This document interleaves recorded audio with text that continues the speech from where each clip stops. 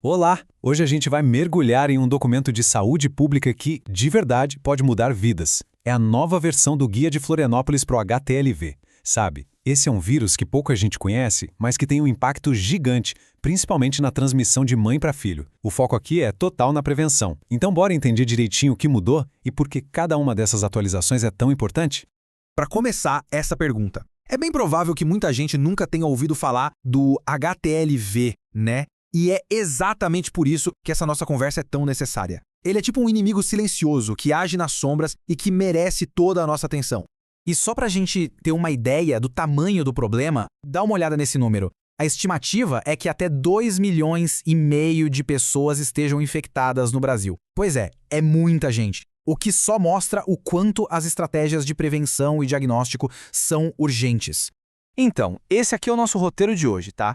Primeiro, vamos entender quem é esse tal de vírus oculto. Depois, a gente vai ver por que Florianópolis resolveu atualizar seu guia. E vamos fundo nas novidades da testagem e do cuidado com as grávidas e os bebês.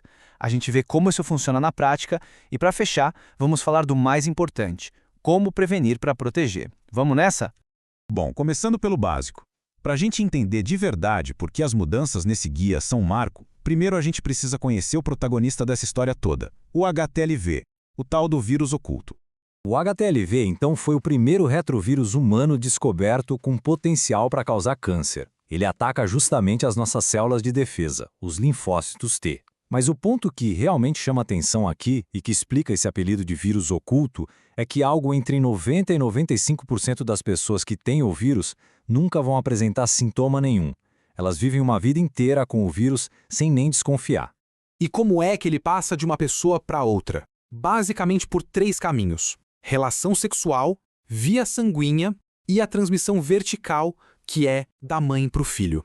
E aqui está o ponto central do nosso guia, a amamentação. Ela é a principal forma de passar o vírus da mãe para o bebê, com um risco que pode chegar a 30%. É um risco bem alto.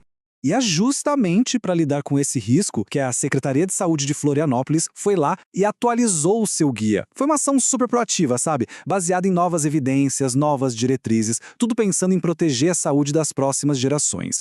E olha, essas mudanças não saíram do nada não. A nova versão do guia simplesmente alinha o que se faz na cidade com as diretrizes mais novas do Ministério da Saúde. Isso mostra um compromisso sério com a ciência e com o que há de melhor no cuidado à saúde. Agora sim, vamos ao que interessa. O que mudou na prática? A primeira grande atualização, e essa é gigante, tá? Está na forma como o diagnóstico é feito e confirmado. Olha só essa tabela. A diferença é gritante. Antes, o teste de confirmação era mais complicado, mais burocrático. Agora, com o guia novo, a coleta pode ser feita ali mesmo, no posto de saúde. E a novidade mais impactante é a seguinte: se o teste principal der um resultado em cima do muro, inconclusivo, um segundo teste muito mais preciso, que é o molecular, o tal do qPCR, já é feito automaticamente. Isso não existia. E mais, esse teste agora também está disponível para bebês que foram expostos, o que acelera demais o diagnóstico. É um avanço e tanto. Com um diagnóstico mais rápido e certeiro, a próxima atualização foca no momento mais delicado de todos, o cuidado com as gestantes e com os recém-nascidos. Aqui tem outra mudança fundamental. O guia antigo não batia o martelo sobre a via de parto, ficava meio em aberto. Agora não. Baseado no princípio da precaução, o guia novo deixa claro: a cesariana passa a ser a via preferencial para as gestantes que já têm o diagnóstico confirmado de HTLV. A ideia é simples: minimizar qualquer risco de passar o vírus para o bebê na hora do nascimento. Mas e naquela situação de angústia quando o diagnóstico da mãe ainda não está 100% fechado na hora do parto? O que fazer? O guia anterior não falava nada sobre isso. A nova orientação é super clara e, sinceramente, muito mais sensata. Mantenha a amamentação enquanto se espera o resultado final, por no máximo 3 meses. Isso evita suspender o aleitamento sem necessidade, né? E esse fluxograma aqui desenha perfeitamente como funciona essa decisão. Se a gestante chega para o parto com o primeiro teste reagente, tem 2 caminhos. Se o diagnóstico já foi confirmado, a amamentação é contraindicada. Se ainda existe a dúvida, o aleitamento continua até a confirmação, como a gente acabou de ver. É uma ferramenta visual que ajuda todo mundo a tomar a decisão certa, com mais segurança.